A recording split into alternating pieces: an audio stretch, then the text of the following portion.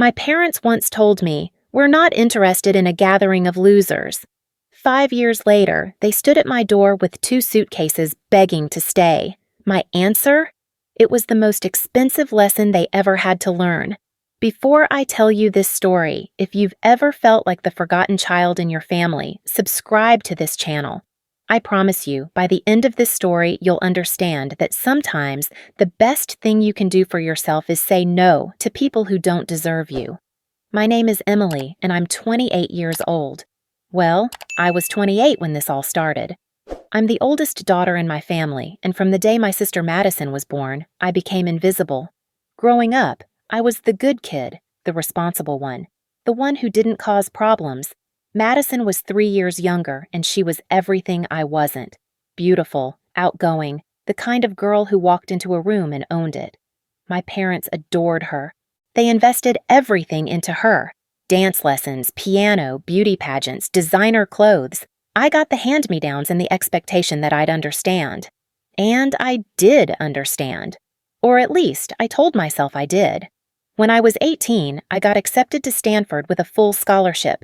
It was my dream. But 2 weeks before I was supposed to leave, my dad lost his job. The company he'd worked for 20 years suddenly downsized, and just like that, our family was struggling. My parents sat me down at the kitchen table, and my mom held my hands with tears in her eyes. "Emily, honey, we need you," she said. "Your father and I can't make ends meet right now. Madison needs to finish high school. She has so many opportunities ahead of her. You understand, don't you?" I looked at my dad, hoping he'd say something different, but he just nodded.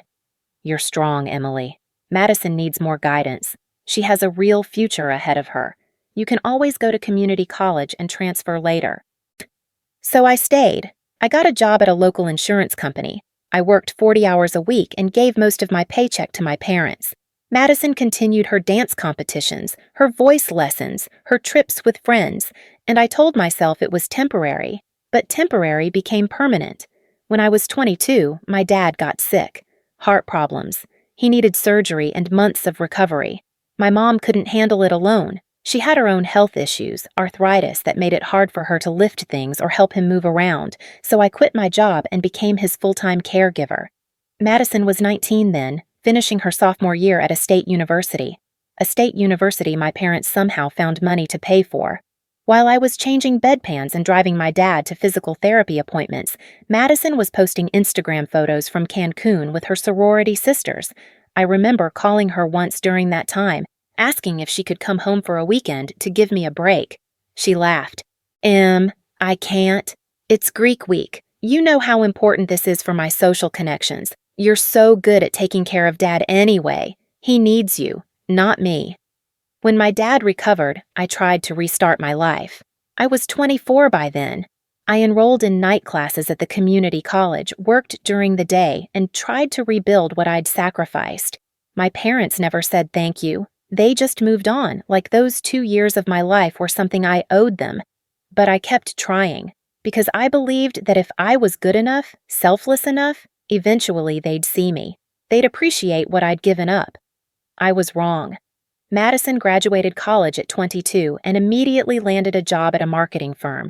She was stunning, charismatic, and she knew exactly how to work a room. Within 6 months, she met Tyler Harrington at some downtown networking event.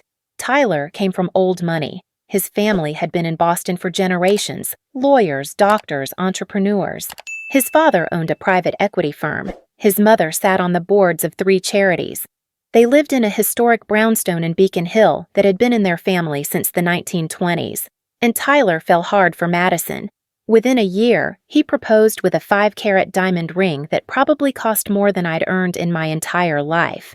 My parents were ecstatic. They threw an engagement party that cost $15,000. I wasn't asked to help plan it. I wasn't even asked if I could attend until 2 weeks before.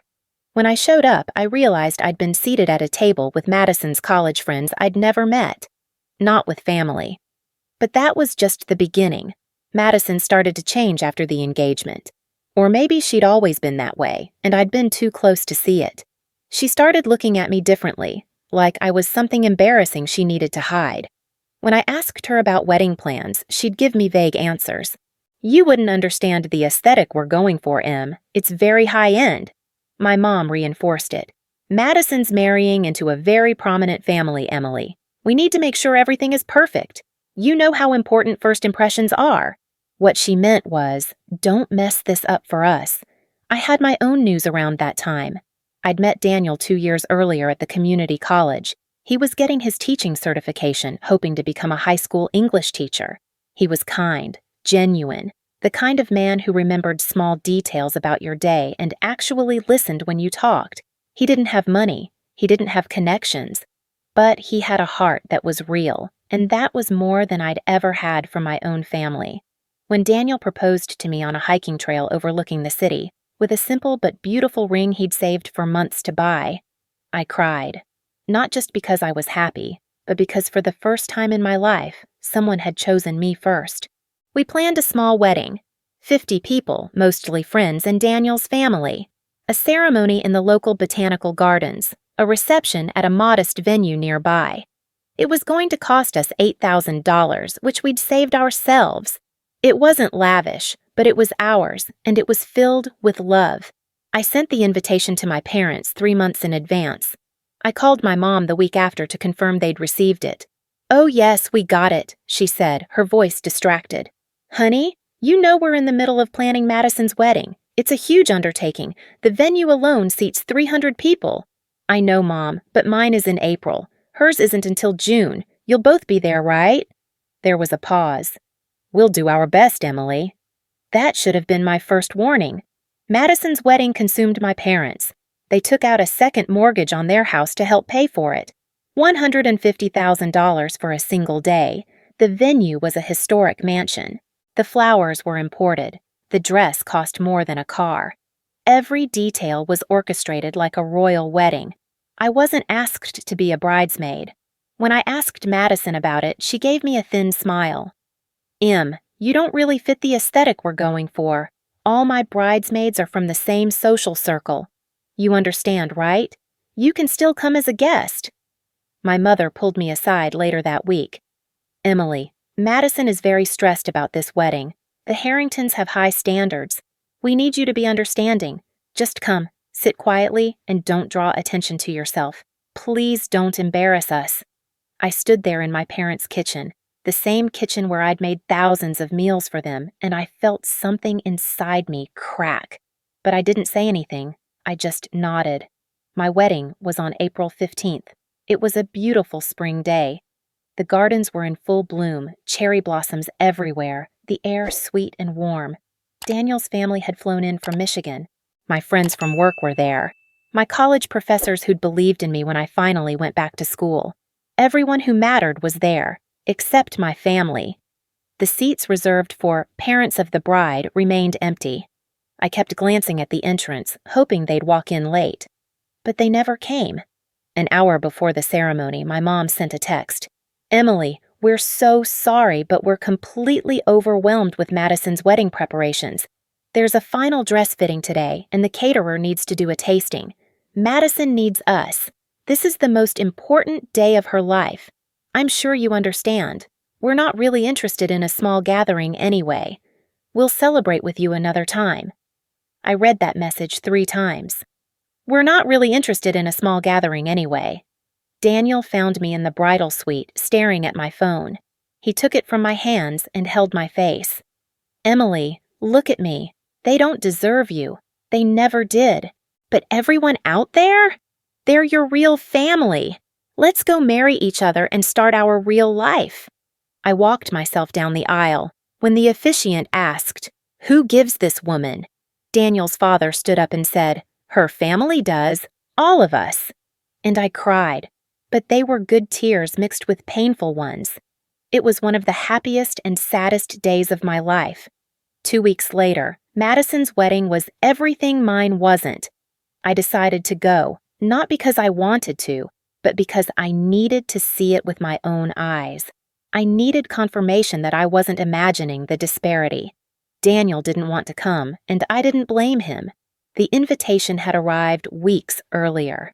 My name was printed in the smallest font at the bottom of a long guest list. No +1 for my new husband.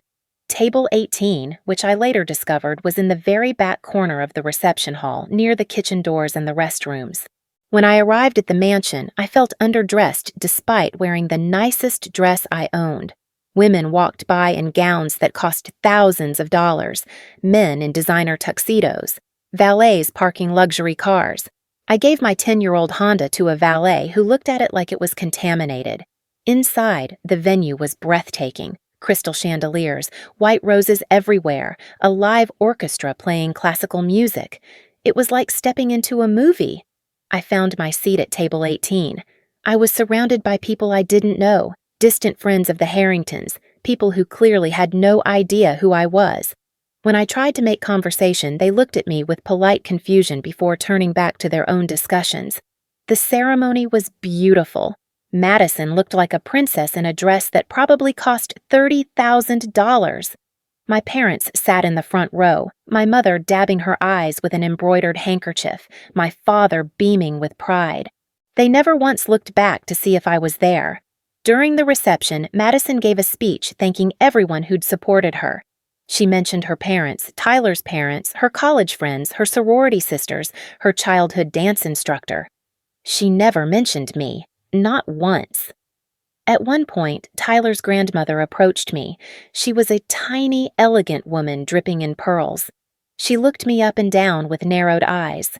"Excuse me, dear," she said in a crisp Boston accent.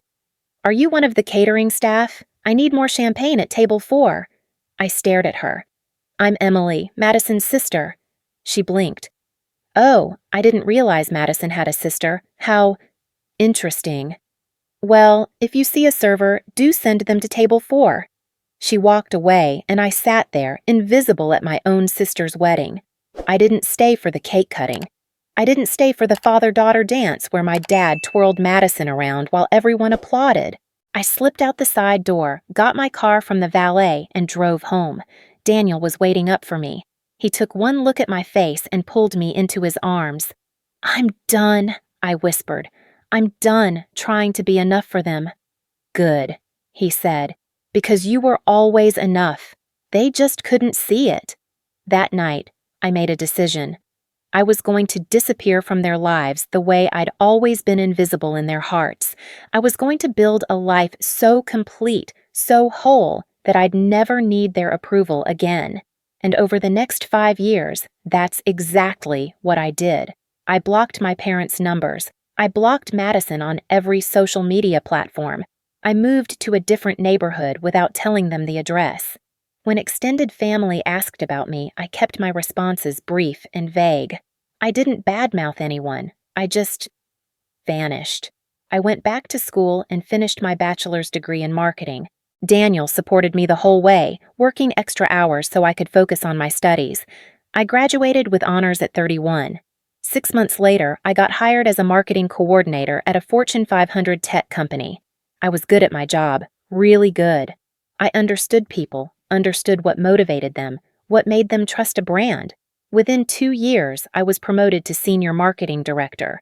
My salary jumped to $180,000 a year, plus bonuses and stock options. Daniel and I bought a house, a real house, not an apartment. 4 bedrooms, a backyard with a garden in a safe neighborhood with good schools. It cost $650,000 and we could afford it. We traveled, Paris, Tokyo, Iceland, all the places I'd dreamed about when I was 22 and couldn't leave my father's bedside while Madison was in Cancun. We had a daughter, Lily. She was 3 years old now, with Daniel's kind eyes and my determination. I looked at her and made a promise. She would never feel like the second choice. She would never sacrifice her dreams for someone else's approval. I went to therapy. I learned about boundaries, about narcissistic family dynamics, about the scapegoat and golden child roles. I learned that what I'd experienced had a name, emotional abuse, and I learned that healing meant protecting the peace I'd built. My parents had no idea about any of this. As far as they knew, I was still the struggling daughter who couldn't make it without family support. They'd convinced themselves I was too embarrassed by my failures to stay in touch. They had no idea I'd become more successful than Madison ever was. Because while I was building my life, Madison's was falling apart. I learned bits and pieces through extended family who didn't know I'd cut contact. The first year of Madison's marriage looked perfect on Instagram. Luxury vacations, designer shopping sprees, brunch at expensive restaurants. My parents loved bragging about her to anyone who'd listen, but by year 3, cracks started showing. Tyler got fired from his family's company amid an embezzlement scandal. His father was under federal investigation. The family's assets were frozen while lawyers sorted through years of shady business deals. Tyler didn't handle the pressure well. He started drinking. Then the drinking became a problem. Then the problem became abuse, not physical, but emotional. The kind that tears you down slowly until you don't recognize yourself anymore. By year 4, Madison filed for divorce. The prenup she'd signed meant she got nothing except her freedom. She had to move back in with our parents, who'd spent their entire retirement savings funding her lavish lifestyle and that massive wedding. She was 28, with no real job skills, no savings, and no safety net. Meanwhile, my parents' situation had deteriorated too. My father's heart problems returned, requiring another surgery they couldn't afford. My mother's arthritis worsened until she could barely work. They'd taken out that second mortgage for Madison's wedding and never recovered financially. By year 5, they were facing foreclosure. And that's when they remembered me. Not because they loved me, not because they missed me, but because they thought I was still the same Emily who'd always saved them. The Emily who couldn't say no. The Emma who'd sacrifice everything because family came first. They were about to learn how wrong they were. It was a Saturday morning in early November. I was making pancakes for Lily, her favorite with chocolate chips. Daniel was outside raking leaves. The house smelled like maple syrup and coffee. It was perfect, peaceful, normal. Then the doorbell rang. Daniel answered it while I poured more batter on the griddle. I heard voices, familiar voices that made my entire body tense. I walked to the foyer with Lily on my hip. My parents stood there with Madison behind them. They had 4 suitcases. My mother's hair had gone mostly gray. My father looked thin and tired. Madison looked like a shadow of the confident woman who'd ignored me at her wedding. "Emily!" My mother's voice was bright, fake. "Sweetheart, we've missed you so much." I didn't smile. I didn't move. "What do you want?" My father's face fell slightly. He'd expected the old Emily, the one who melted at any sign of parental attention. "Can we come in? We need to talk to you."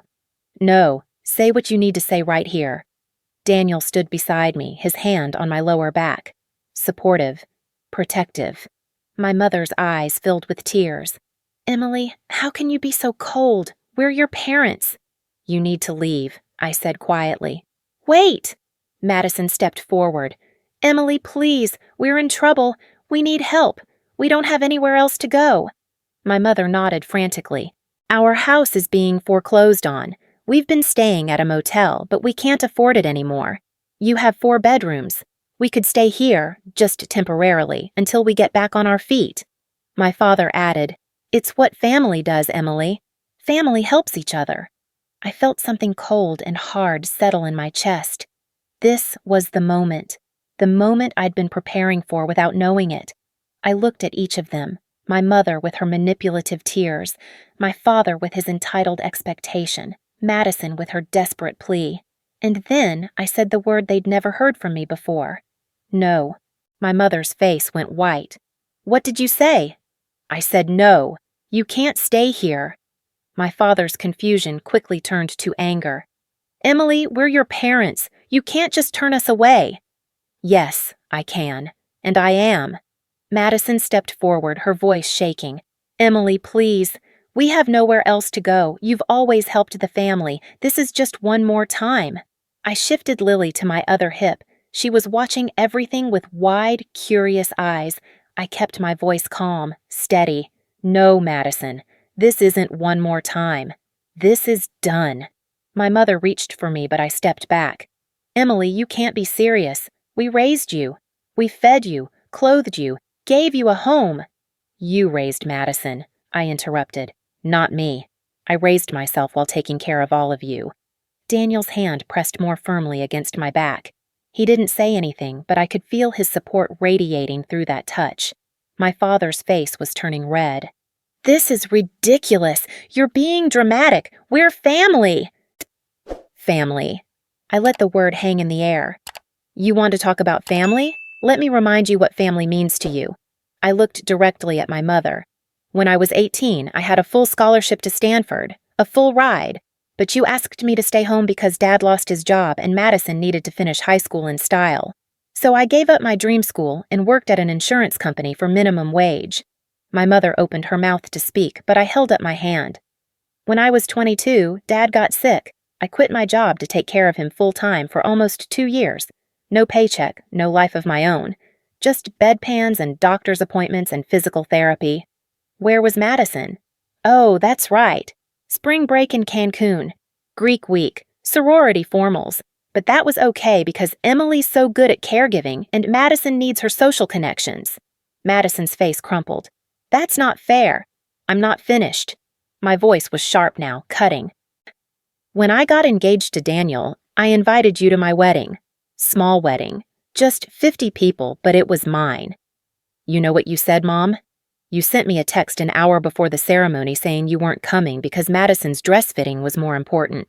You said you weren't interested in a small gathering anyway. The words landed like stones. My father's face had gone from red to pale. And at Madison's wedding, I continued, the wedding you spent $150,000 on, money you borrowed against your house. You sat me at table 18, in the back, by the bathrooms. Tyler's grandmother thought I was catering staff and asked me to fetch her champagne. Madison didn't mention me once in her speech. Not once.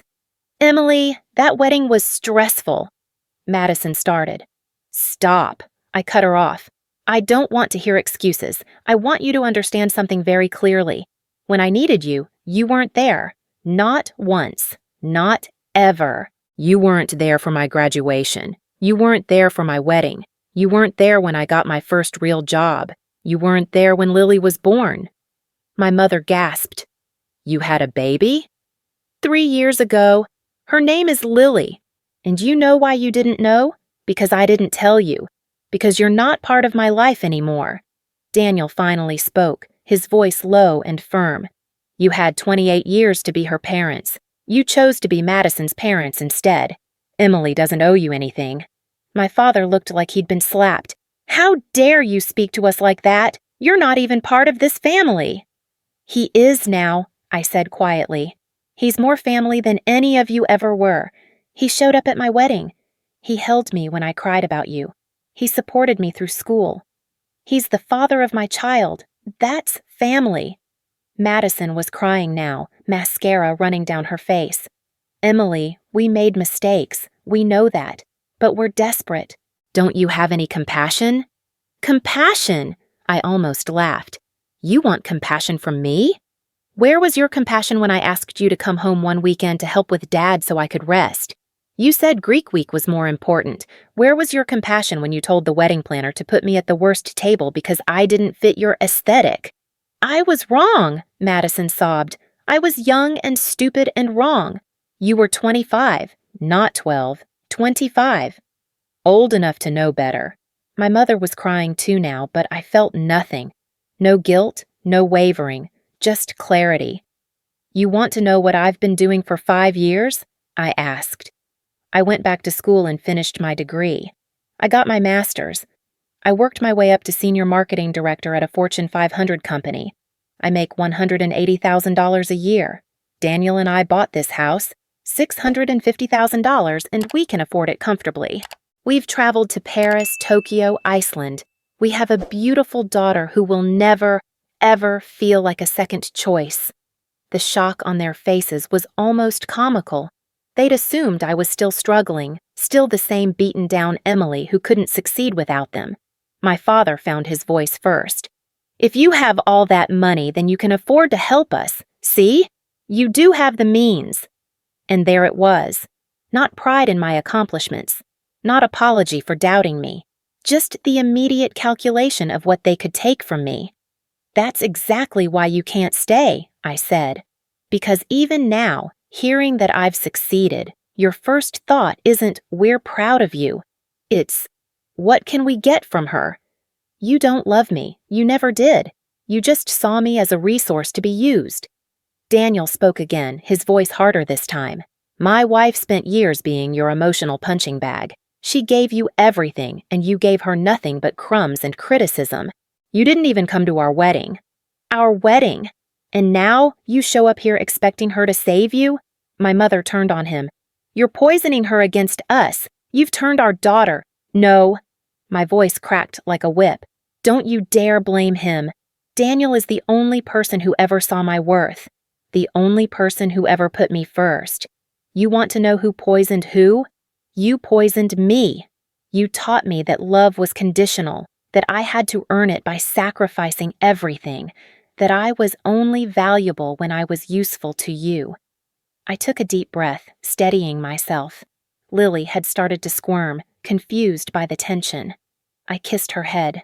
I have a daughter now, and she will never experience what I experienced.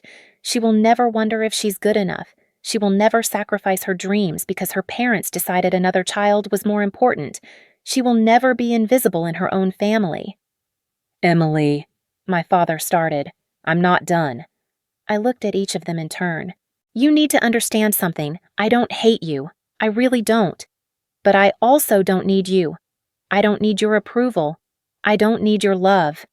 I spent 5 years building a life so complete, so whole, that I would never need anything from you again. And I succeeded." Madison collapsed into sobs. "Please, Emily, we have nothing, nowhere to go. The shelter is full. We've been sleeping in the car." "Then you'll figure it out, the same way I figured out how to pay for community college while working full-time. The same way I figured out how to care for Dad without any help from you. The same way I figured out how to build a career from nothing. You'll figure it out." My mother's tears had turned to anger. "You're cruel. You're heartless. After everything we did for you." "Everything you did for me?" I felt my voice rise for the first time. "Name one thing. One single thing you did for me that wasn't ultimately about benefiting Madison or making yourselves look good." Silence. "That's what I thought." I adjusted Lily on my hip. She'd started to whimper, sensing the tension. "You need to leave now, and don't come back." "Emily, please." Madison reached for me. I stepped back, and Daniel moved between us. "She said leave." My father pulled himself up, trying to reclaim some dignity. "You'll regret this, Emily. Family is everything. One day you'll need us, and we won't be there." I met his eyes steadily. "You were never there to begin with, and I don't need you. That's what you can't accept. I don't need you." Daniel opened the door wider, a clear signal. For a long moment, nobody moved. Then my mother grabbed one of the suitcases, her hands shaking. My father took 2 more. Madison stood there, looking at me with a mixture of grief and disbelief. "I really am sorry," she whispered. "I know that doesn't matter anymore, but I am." "You're right," I said softly. "It doesn't matter, not because I'm cruel, but because sorry doesn't undo damage. Sorry doesn't give me back those years. Sorry doesn't make me trust you. You're sorry now because you need something from me. If you'd gotten your life together, would you even be here?" She didn't answer. She didn't have to. They left, dragging their suitcases down our front walkway to their beat-up sedan parked at the curb. Neighbors were watching now, probably wondering what the drama was about. I didn't care. Daniel closed the door. The click of the latch felt final, like the end of a book. I stood there for a moment, just breathing. Lily patted my cheek. "Mama okay?" "Yes, baby." I kissed her soft hair. "Mama's okay. Mama's perfect." Daniel wrapped his arms around both of us. "I'm proud of you." "I feel like I should feel guilty," I admitted. "But I don't. Is that wrong?" "No, it's healthy." He pulled back to look at me.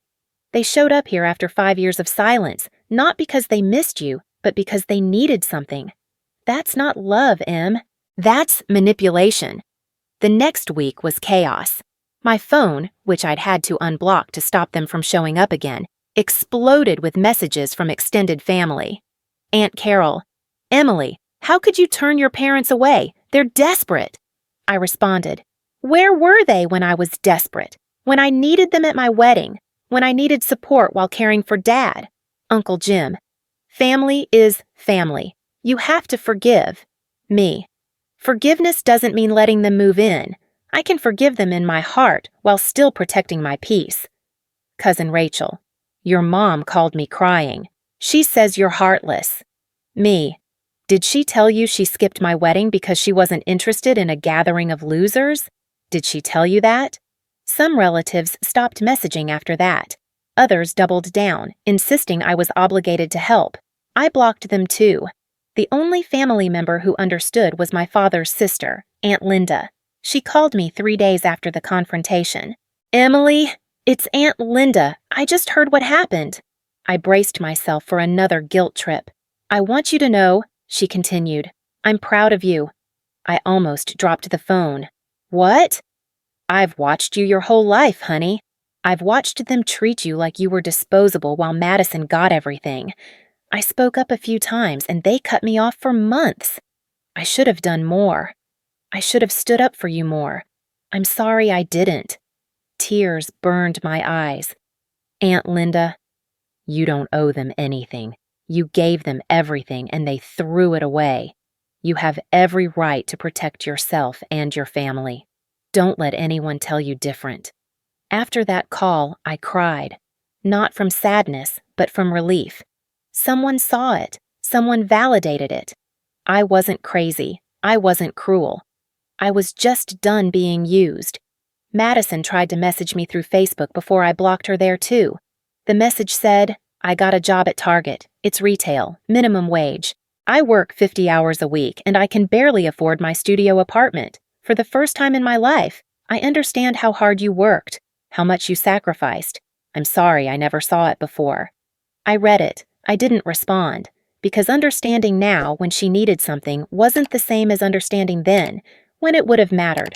6 months passed. Life went on. Lily turned 4. I got promoted again, vice president of marketing. My salary jumped to $220,000. We started trying for baby number 2. Through the family grapevine, I heard updates. My parents were living in a government-assisted senior apartment. Small, but clean and safe. My father had found part-time work at a hardware store. My mother was on disability. They were surviving, but barely.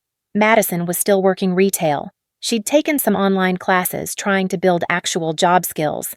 She'd moved into a cheaper apartment to save money. By all accounts, she was finally learning what it meant to work for something. Part of me felt bad, but a larger part of me knew this was necessary.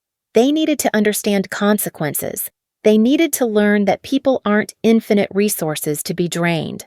One afternoon, I was going through some old boxes in the attic, looking for baby clothes to save for the new baby. I found a photo album I'd forgotten about. There were pictures of me as a kid, always in the background. Madison was front and center in almost every shot, blowing out birthday candles, opening Christmas presents, posing in her dance recital costumes. And there I was, on the edges, half out of frame, watching. There was one photo from my high school graduation. I was standing alone in my cap and gown, holding my diploma. My parents and Madison weren't in the photo because they hadn't come. They'd been at Madison's spring choir concert. I'd forgotten that, or maybe I'd forced myself to forget. Daniel found me sitting there, tears streaming down my face. Hey, he said softly, sitting beside me. What's wrong? I showed him the album. I was always alone. Even when they were there, I was alone. He pulled me close. You're not alone anymore. I know. I wiped my eyes. And that's why I can't let them back in. Not because I'm angry, but because Lily deserves better. This baby deserves better. I deserve better. Yes, you do. I closed the album and put it back in the box. Some memories didn't need to be kept. 2 years after they'd shown up at my door, a letter arrived in the mail. It was from Madison, sent through an aunt who still had my address. The letter was long, handwritten, shaky. It said, Emily, I know you probably won't read this. I know I don't deserve for you to read this, but I have to write it anyway. I'm sorry. Really, truly sorry. Not because I need something from you. I've learned to take care of myself now. But because you deserved better and I was too selfish to see it, I was the golden child. I got everything and I thought I deserved it. I thought you were just naturally better at sacrificing, like it didn't hurt you. I never questioned why you always gave up your dreams. I never asked if you were okay. I just took and took and took. And when you finally said no, I was shocked. How dare you have boundaries? How dare you put yourself first? But you were right. You were right about everything. Mom and Dad raised me to be selfish. They raised you to be selfless, and that wasn't fair to either of us. I've spent 2 years working minimum wage jobs, struggling to pay rent, learning skills I should have learned at 22. And every single day, I think about how you did this while also supporting all of us. I don't know how you did it. I don't expect you to forgive me. I don't expect you to want me in your life. I just wanted you to know that I finally understand, and I'm sorry. I'm so sorry. I read the letter 3 times. Then I folded it carefully and put it in a drawer. Daniel asked if I was going to respond. No, I said. She doesn't need my forgiveness to move forward with her life, and I don't need to forgive her to be at peace with mine. That's fair. Besides, I added, forgiveness isn't the same as reconciliation. I can forgive her for being young and foolish and selfish, but that doesn't mean I want her at my dinner table. That doesn't mean I want her around my children. Some bridges once burned should stay burned. He kissed my forehead. You're the wisest person I know. Now, sitting here telling you this story, it's been 3 years since that day on my doorstep. My second daughter, Rose, just turned 1. Lily is 6 and thriving. My career is flourishing. Daniel and I are stronger than ever. I don't hate my parents. I don't hate Madison. But I also don't need them. I don't need their approval, their love, or their presence in my life. Sometimes people ask me if I'll ever reconcile with them, if I'll let them meet their grandchildren, if I'll invite them back into my life when they're older and more vulnerable. My answer is always the same: no. Because reconciliation requires 2 things: genuine remorse and changed behavior. A letter isn't enough. Struggling isn't enough. They would need to truly understand what they did wrong, take responsibility without excuses, and show through years of changed behavior that they're different people. And even then, I might still say no, because my peace matters more than their comfort. My children's safety matters more than their desire to be grandparents. My life, the one I built from scratch after they told me I wasn't worth showing up for, matters more than their regrets. If you're in a similar situation, if you're reading this and seeing yourself in my story, I want you to hear this. You don't owe anyone your suffering. You don't owe anyone access to your life just because you share DNA. Family isn't about blood. It's about who shows up, who celebrates your wins, who catches you when you fall, who sees you when you feel invisible. I spent 28 years trying to earn love that should have been freely given. I spent 28 years believing that if I was just good enough, selfless enough, useful enough, they would finally see me. But here's what I learned. Some people will never see you because they're too focused on themselves, and that's not your failure. That's theirs. So I chose peace. I chose boundaries. I chose myself, and I've never been happier. Thank you for listening to my story. If you've ever felt forgotten in your family, invisible in your own home, leave a comment below. You're not alone. And if this story resonated with you, subscribe to this channel for more stories about choosing yourself, setting boundaries, and finding peace. I'll see you in the next video.